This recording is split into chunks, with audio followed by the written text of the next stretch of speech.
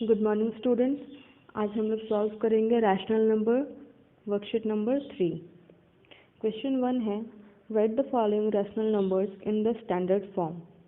हमारे पास जो rational numbers दिए गए हैं उनको हम लोगों को स्टैंडर्ड फॉर्म में लिखना है।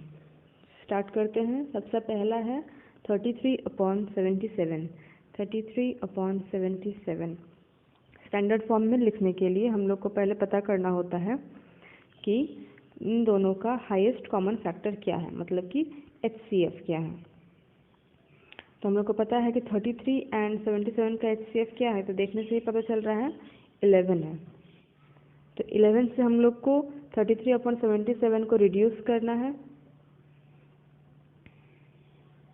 तो हम लोग लिखेंगे 33/77 divided by 11 and divided by 11, ऊपर नीचे दोनों, ऊपर आएगा 3 एंड नीचे आएगा 7। सिंपल तरीके से भी इसको हम लोग देख सकते हैं। हम लोग को पता करना है कि हम लोग ये कटेगा कैसे। 11 के टेबल से कटेगा, 11 3 जा 33 एंड 11 7 जा 77। आंसर हो गया 3/7।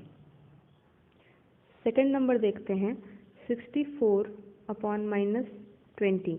सबसे पहले तो ये कि माइनस यहाँ पर नीचे कभी नहीं लगता है, माइनस ऊपर लगता है, तो इसको हम लोग चेंज कर लेंगे -64/20। ठीक है। अब 64 और 20 का HCF निकालना है। 64 और 20 का HCF होता है 4। ठीक है। अब दोनों को डिवाइड कर देते हैं 4 से।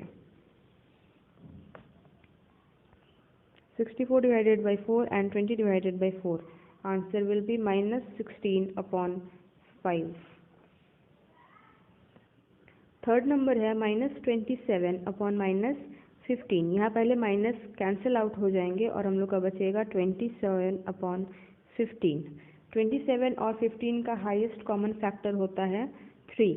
तो दोनों को डिवाइड करेंगे 3 से, तो हम लोग का आंसर आएगा ऊपर 9 एंड नीचे 5।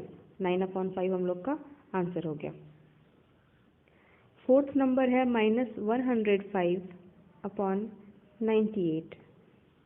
तो इन दोनों का हाईएस्ट कॉमन फैक्टर होता है 7। तो दोनों को ही 7 से रिड्यूस करते हैं।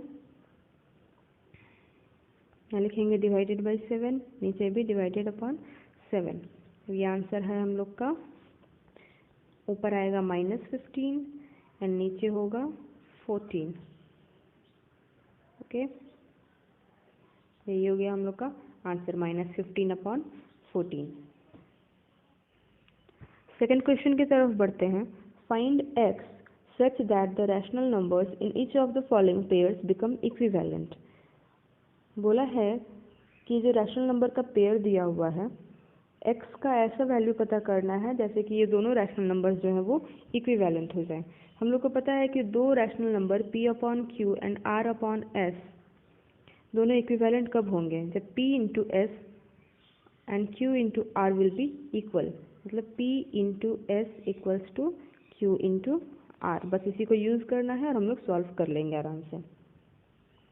फर्स्ट नंबर देखते हैं 9/-5 एंड x/10। क्रॉस मल्टीप्लाई करेंगे हम लोग। 9 into 10 should be equal to -5 into X. ठीक है, क्योंकि दोनों के इक्विवेलेंट होने के लिए हम लोग को क्रॉस मल्टीप्लाई करके इक्वल करना होता था।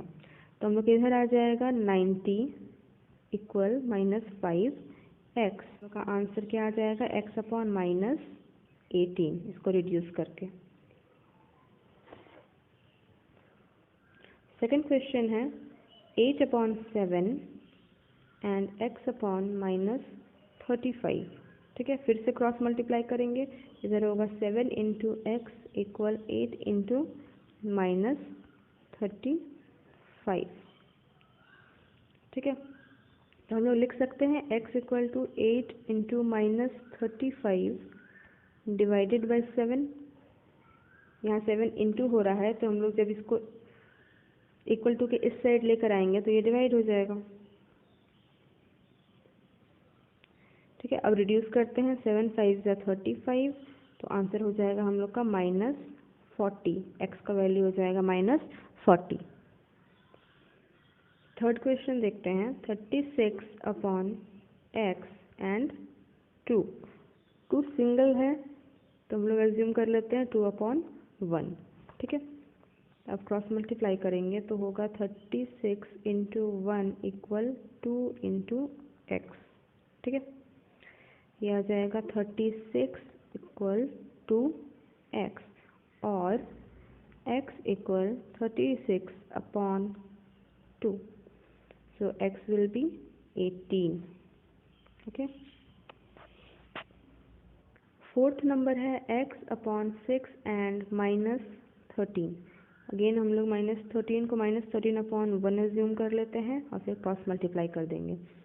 इधर हो जाएगा x into 1 equal -13 into 6, so x will be equal to -78। Direct answer आ गया। क्वेश्चन नंबर 3 की तरफ बढ़ते हैं। Check whether the following rational numbers are in the standard form, if not write them in the standard form. Check करना है कि जो रैशनल नंबर्स दिए गए हैं वो स्टैंडर्ड फॉर्म में है या नहीं। अगर नहीं है तो उन्हें स्टैंडर्ड फॉर्म में लिखना है, ठीक है। पहला है -3/19। हम लोग को चेक करना है कि 3 और 19 का कोई हाईएस्ट कॉमन फैक्टर 1 के अलावा और भी कोई है क्या, तो नहीं।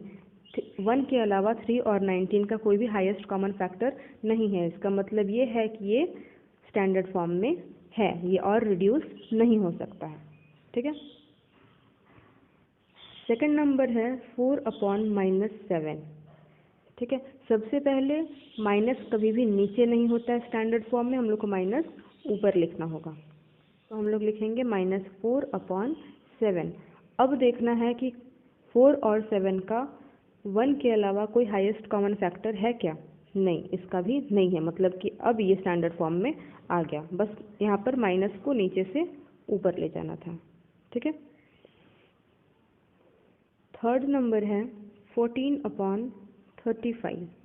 यहाँ माइनस तो है नहीं, माइनस का खेल नहीं है यहाँ, तो हम लोग HCF देख लेते हैं। 14 और 35 का 1 के अलावा और कौन सा हाईएस्ट कॉमन फैक्टर है, तो 14 और 35 का हाईएस्ट कॉमन फैक्टर है 7। दोनों ही 7 से रिड्यूस हो जाएगा, मतलब कि स्टैंडर्ड फॉर्म में नहीं था, अब हम लोग स्टैंडर्ड फॉर्म में से ला रहे हैं, ठीक है। तो रिड्यूस करके हो जाएगा यहाँ ऊपर 2 एंड नीचे 5। 7 2 = 14 एंड 7 5 = 35। अब ये आ गया है स्टैंडर्ड फॉर्म में। 4 नंबर है 8/-72, ठीक है। अगेन नीचे नेगेटिव है तो पहले हम लोग नेगेटिव को ऊपर ले जाएंगे, नेगेटिव साइन को, -8/72। अब हम लोग को चेक करना है HCF। तो 8 और 72 का हाईएस्ट कॉमन फैक्टर है 8 खुद, ठीक है। तो इसको डिवाइड कर देना है 8 से, तो हम लोग का आंसर आ जाएगा -1/9। अब ये आ गया है स्टैंडर्ड फॉर्म में। क्वेश्चन नंबर 4 की तरफ बढ़ते हैं। Fill in the blanks. Question number 1 में है 2/7 इक्वल 8/blank इक्वल blank/-63। हम लोग को ब्लैंक को फिल करना है, ठीक है। हम लोग को देखना है कि ये कौन से पैटर्न में जा रहा है, ठीक है।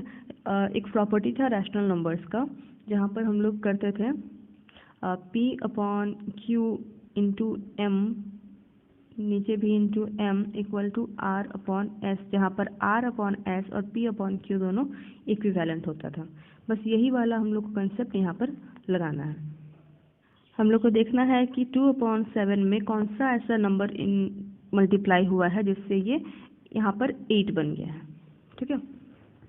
तो 2 से कौन सा नंबर मल्टीप्लाई होने पर 8 आ जाता है, वो होता है 4। 2/4। अगर ऊपर इंटू कर रहे हैं तो नीचे भी 4 करना पड़ेगा इंटू, तो ये हो जाएगा 28, ठीक है। अब ये वाला ब्लैंक को फिल करना हम लोग को। अब 2/7 इक्वल लिख लेते हैं हम लोग साइड में blank/-63, ठीक है।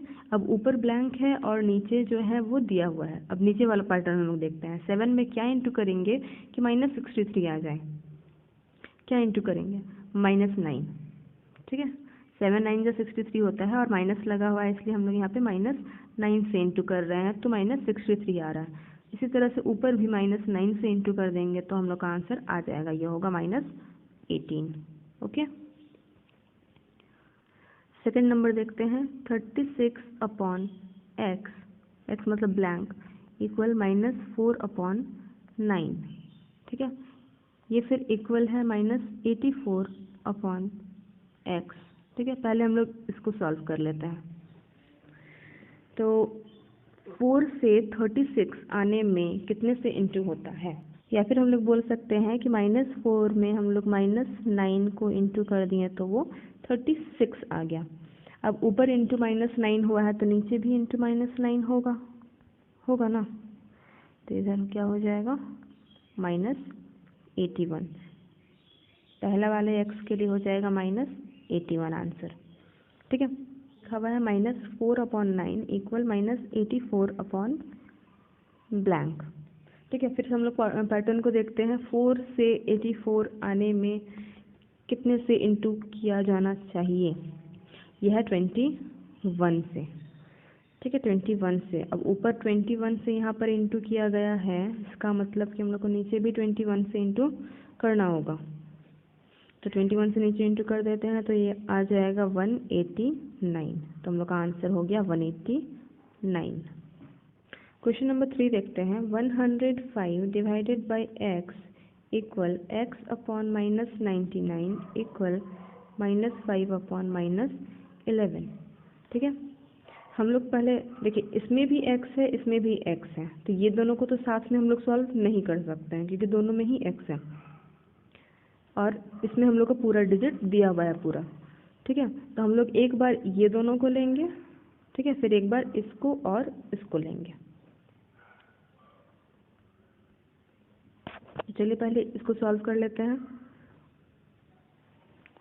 ये हो जाएगा -99 इक्वल -5/-11। तो फिर से हम लोग अगर पैटर्न देखें तो 11 से 99 हुआ है यहाँ, तो 9 से इंटू हुआ है, ऑब्वियसली -11 इंटू 9 इक्वल टू -99। उसी तरह से -5 को भी हम लोग को 9 से इंटू करना है, एंड -5 इंटू 9 हो जाएगा -45। तो x का वैल्यू क्या आ गया यहाँ -45, ठीक है। अब इसका काम खत्म, हम लोग यहाँ पे x का वैल्यू ले आए हैं -45। अब इसको और इसको साथ में ले लेते हैं, तो हो जाएगा 105/x इक्वल -5/-11। -5 से 105 कैसे हुआ, ये हुआ है इंटू -21, ठीक है। तभी ना यहाँ पर माइनस नहीं है, इसका मतलब क्या है, माइनस माइनस प्लस हो गया है, यहाँ माइनस नहीं है। तो ऊपर -21 से इंटू हुआ है तो नीचे भी हम लोग को -21 से ही इंटू करना होगा। 231 x इक्वल 231, ठीक है।